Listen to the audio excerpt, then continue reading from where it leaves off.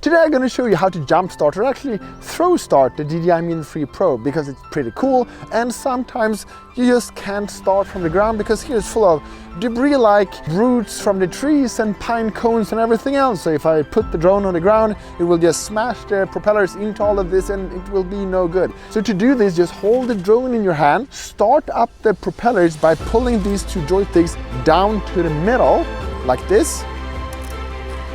Now the propellers have started up. So the next thing we're gonna do, that is when I throw the drone up, I'm gonna pull the left joystick up or forward as well, the same way as you do when you take off and lift up and get to higher elevations. So let me back up so you can see. Of course, you can just hold it and pull up, but it's not that cool. 1, 2, 3. And there it is.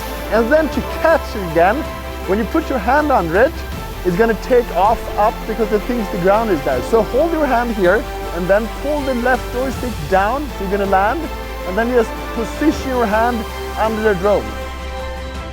Okay, the next thing you're going to do, that is to watch that video, because that is the video YouTube recommending to watch next. So see you in that one. Bye.